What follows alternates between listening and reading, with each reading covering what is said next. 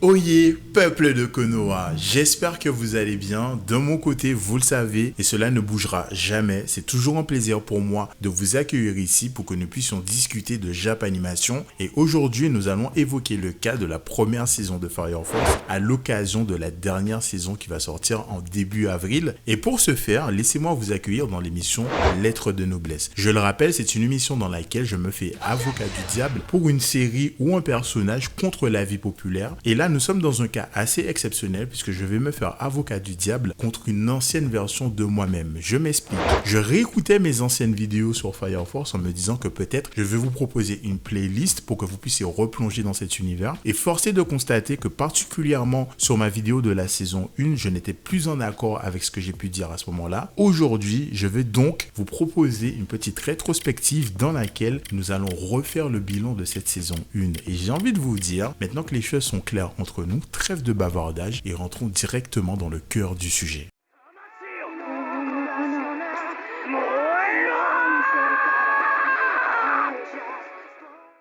Alors, pour que nous ayons le même niveau d'information, il va falloir que je vous partage les quelques griefs que j'avais vis-à-vis de la saison 1 lors de mon premier visionnage. Et parmi ceux-ci, on va retrouver l'absence d'imagination et le côté redondant des combats. Je m'explique. Dans l'univers de Fire Force, on va venir nous dire qu'il existe plusieurs utilisateurs du feu, qu'ils soient de première, de deuxième ou de troisième génération. Et là, je m'attendais à ce qu'on ait des combats qui mettent en avant ces caractéristiques, que ce soit sur le plan stratégique ou analytique. Et force est de constater que c'est juste de l'ordre de l'information. On va avoir quelques échanges entre deux individus qui vont se dire « Ah, il est de telle génération, mais au final, ils vont juste finir par se mettre sur la gueule et c'est tout. » Et ce qui m'amène au côté redondant des combats qui me font énormément penser à des JRPG au tour par tour où on va avoir le premier joueur qui va déclencher son attaque. On va vérifier si le deuxième a une capacité défensive qui lui permet de tanker ou pas. Et s'il réussit à tanker, il aura donc le droit à son tour de déclencher son attaque et à la fin du combat, on va vérifier celui qui est toujours debout. Et j'ai trouvé ça extrêmement dommage et c'est un point qui m'avait particulièrement marqué. Ça m'avait tellement marqué que je suis passé à côté de ce que je pourrais qualifier de l'essentiel. Qu'est-ce que ces combats vont venir nous raconter ?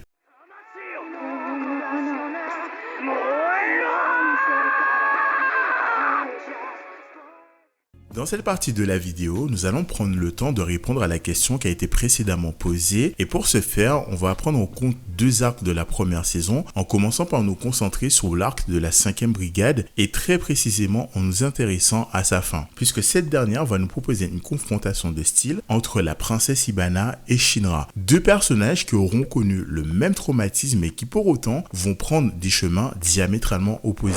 Dans le cas de Shinra, on le sait, durant son enfance, ce dernier va connaître un incendie qui malheureusement va prendre la vie de son petit frère et de sa mère. Et malgré ces événements tragiques, il va quand même essayer de garder le cap et de devenir ce héros dont il avait fait la promesse à sa mère qu'il allait devenir. Et malheureusement pour lui, le chemin sera semé d'embûches, particulièrement à cause de son sourire qui est très souvent mal interprété et qu'on qualifie de démoniaque. Ce qui nous donne le Shinra que nous connaissons aujourd'hui. Du côté de la princesse Hibana, on va retrouver à peu près les mêmes configurations, à savoir quelqu'un qui a certes été élevée par une famille adoptive à travers les sœurs, mais elle aura été aimée et elle aura aimé en retour. Malheureusement, ce bonheur sera de courte durée puisque là aussi, un incendie va venir prendre à Hibana ce qu'elle avait de plus cher à ce moment-là, en lui laissant uniquement sa tristesse et Iris. Et à partir de cet instant précis, elle va se dire qu'il y a eu ni Dieu, ni héros qui soit venu à son secours, alors elle obtiendra tout par le statut et par l'argent, quitte à faire les choses les plus innommables, ce qui fait de Hibana un personnage avec le visage d'ange, mais pour autant avec le comportement de démon, qui va venir directement s'opposer à la figure de Shinra, qui est ce fameux héros au sourire démoniaque. Et je trouve que ces confrontations d'idées et de styles sont plutôt intéressantes dans le fond, même si j'avoue que la forme, elle n'est pas parfaite, mais il y a 2-3 choses que je trouve pas mal, notamment le fait qu'on va avoir une Hibana qui va se positionner comme un obstacle face à Shinra qui ne va jamais l'attaquer directement, mais qui va le mettre à l'épreuve et particulièrement sa détermination et son héroïsme en le faisant perdre le contrôle de ses pouvoirs, en le faisant s'évanouir à cause de fortes chaleurs. Et ça m'a fait penser un petit peu à ces moments où on est face à un événement événement qui nous dépasse. La seule chose qui peut nous dépatouiller de cet événement, c'est nous-mêmes et la bravoure intérieure dont on peut faire preuve. Et justement, Shinra va venir briser ces obstacles et ces chaînes invisibles à coups de pied jusqu'à atteindre Ibana. Malheureusement,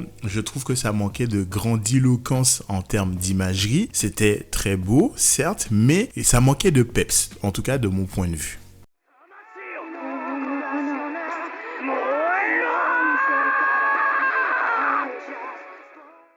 Alors, vous l'aurez certainement compris avec mes propos précédents, à mon sens, dans pas mal des combats, il va y avoir comme un manque de peps, de grandiloquence, voire même d'un côté analyse ou stratégique. Mais cependant, nous allons évoquer le cas d'un arc qui va venir balayer un à un chacun des griefs dont je viens de vous parler. Et l'arc dont il sera question, c'est celui où nous allons avoir la confrontation entre la 8e brigade et certains hommes du grand prédicateur dans les souterrains interdits. Et c'est un arc qui va surtout nous proposer un combat qu'on aura presque attendu, à savoir Shinra versus Sho. Et que dire, ne serait-ce que visuellement, c'est un vrai régal pour les yeux, que ce soit en termes de mise en scène, que ce soit en termes d'animation et même en termes d'imagination, mais on y reviendra. Déjà, sous la partie animation, tous les moments de taijutsu, si je puis m'exprimer ainsi, entre Shinra et Sho sont juste incroyablement beaux à voir. Enfin, là, on a un combat chorégraphié, ce n'est pas simplement un JRPG, là c'est un combat qui était vivant et sincèrement j'y ai passé un très bon moment. Et en termes de mise en scène, là aussi je n'ai pas boudé mon plaisir, puisque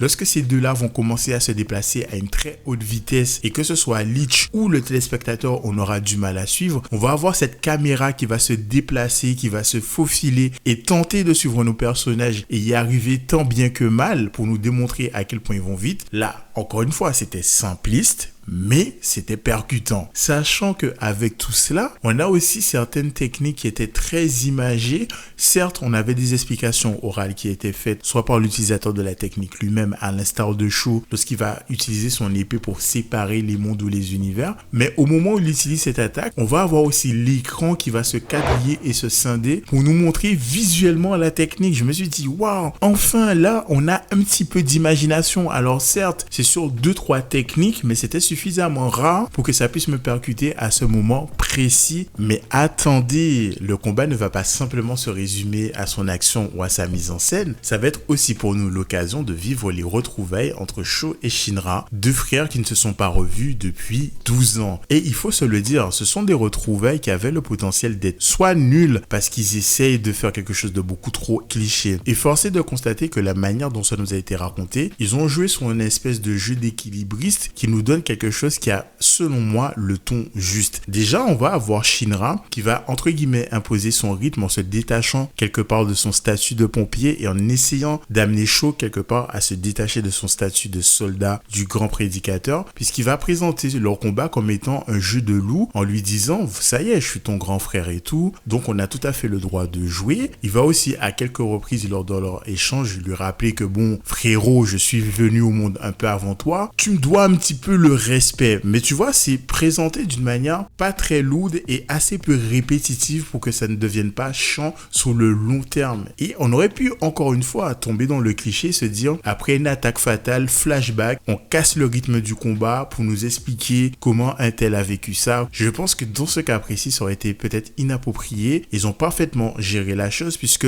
à chaque fois que Shinra va se déplacer à la vitesse de la lumière et se décomposer, c'est à ce moment précis que Sho va recevoir des shots de flashback qui vont lui expliquer très brièvement ce que ressent Shinra, ce qu'a vécu Shinra, et jamais ces moments-là vont excéder en quelque sorte le temps de l'attaque de Shinra. Dès que celui-ci va se recomposer et revenir dans notre réalité, le flashback va prendre fin, et à chacune de ces fins, on va retrouver un Sho, bien que assez peu réceptif au départ, petit à petit, pas qu'il va s'ouvrir, mais plutôt il va comprendre et ressentir ce que Shinra essaie de lui véhiculer en termes de sentiments. et ce qui donne peut-être l'un des moments les plus touchants de la série, puisque que ce soit dans sa manière de raconter les choses ou de nous les montrer, franchement j'ai trouvé que c'était assez justement maîtrisé. Sans compter, j'en ai pas parlé, mais il y a aussi un petit côté analytique qui malheureusement n'aura pas d'incidence sur la manière de faire de Shinra lors de ce combat, mais on va avoir Lich qui va vraiment apporter cette plus-value là en essayant d'expliquer les pouvoirs de Sho de temps en temps et surtout en essayant de nous expliquer ce qui se passe autour de Shinra. Donc vraiment, ce combat, je me répète, mais c'est une vraie petite pépite au sein de cette saison 1.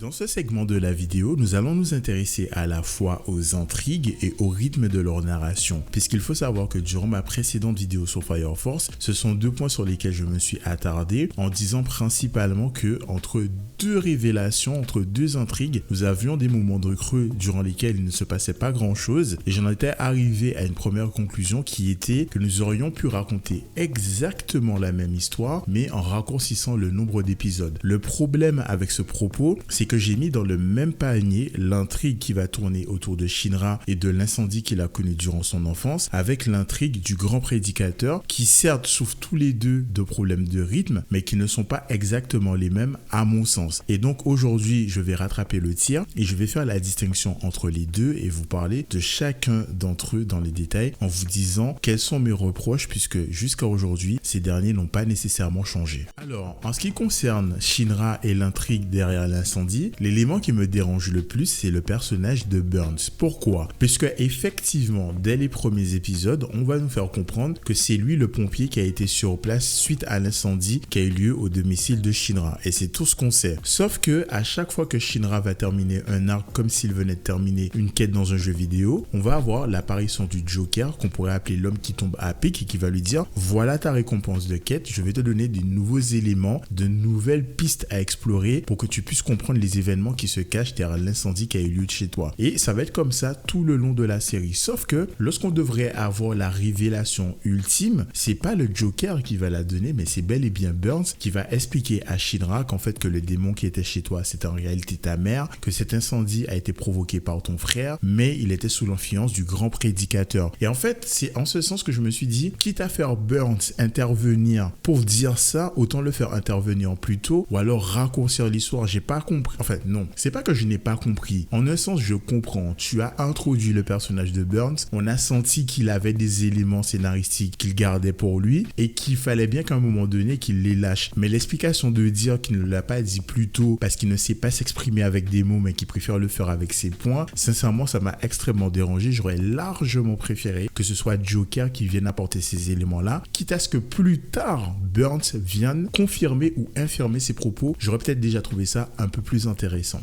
Et pour finir, on va s'intéresser à l'intrigue qui tourne autour du grand prédicateur. C'est une intrigue que j'ai trouvée assez abrupte et brute de décoffrage dans sa manière de nous présenter les choses. Et pour essayer de vous expliquer ça avec des propos qui sont clairs, on va s'arrêter sur l'arc de la première brigade dans laquelle on va avoir Shinra et Arthur qui vont faire mine de vouloir s'entraîner avec eux, mais en réalité ils vont commencer à enquêter sur cette brigade. Et là on va apprendre qu'on a une espèce d'homme qui agit comme un tueur en série et qui transforme des civils au hasard en torches humaines. Et jusqu'à maintenant il n'y avait pas forcément d'éléments qui permettaient d'identifier cette personne, mais pile poil au moment où Arthur et Shinra sont là, on va avoir un gars qui se fait transformer en torche humaine et là on va voir directement un bras qui va venir lui planter un insecte dans le dos et comme de par hasard, cette personne porte l'uniforme de la première brigade. Je me suis dit, là c'est un peu abrupt, hein. Vous auriez pu amener ça de manière un peu plus subtile, mettre en forme une espèce d'enquête parce qu'en réalité, c'est ça que fait la 8e brigade, enquêter sur les autres brigades. Et cet aspect enquête, à aucun moment je l'ai ressenti parce qu'à chaque fois que le scénario on en avait besoin, il débloquait des scènes comme s'il débloquait des items dans un jeu vidéo juste pour pouvoir faire avancer sa narration. Et j'ai eu la sensation, surtout sur le plan de l'intrigue, d'avoir visionné un anime qui a rushé les éléments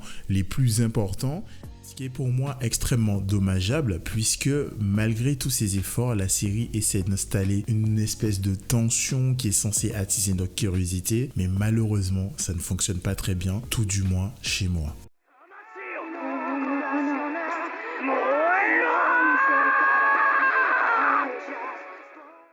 Nous arrivons donc au terme de cette vidéo et il va falloir conclure. Que retenir de Fire Force saison 1? Parmi les points positifs, on l'aura noté, nous avons des combats qui essaient de nous raconter un certain nombre de choses qui sont d'ailleurs visuellement très cool à regarder. Et j'en profite pour glisser une mention spéciale au sound design de la combustion des flammes qui est juste super agréable à l'oreille. Nous avons là un bruit qui est aussi reconnaissable que la substitution dans Naruto ou alors la téléportation de Dragon Ball. Et malgré ces qualités que je lui reconnais, la série va quand même débarquer avec des défauts à côté desquels je n'ai pas pu passer puisque ces derniers sont venus bousculer mon visionnage et pas pour mon bien. Je pense notamment au manque de développement de certains personnages et en disant cela je pense au capitaine Obi par exemple qui va rester dans le carcan qui a été prévu pour lui, capitaine un peu dégourdi, sans pouvoir et musclé. Et on peut appliquer ça à d'autres personnages de cette première saison et en fait tu as quelques exceptions mais qui sont de l'ordre de deux, à savoir le commandant Hinata et Shinra, et pour tout le reste de la brigade,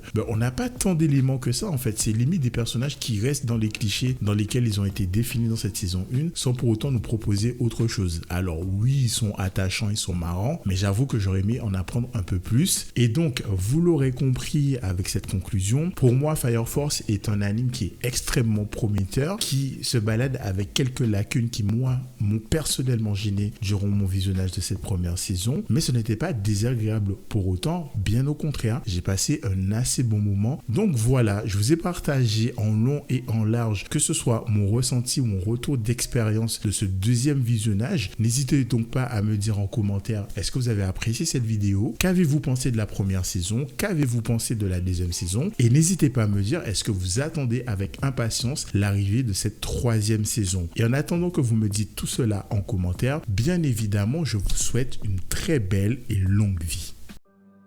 Au revoir, merci. Au revoir, merci. Au revoir, merci.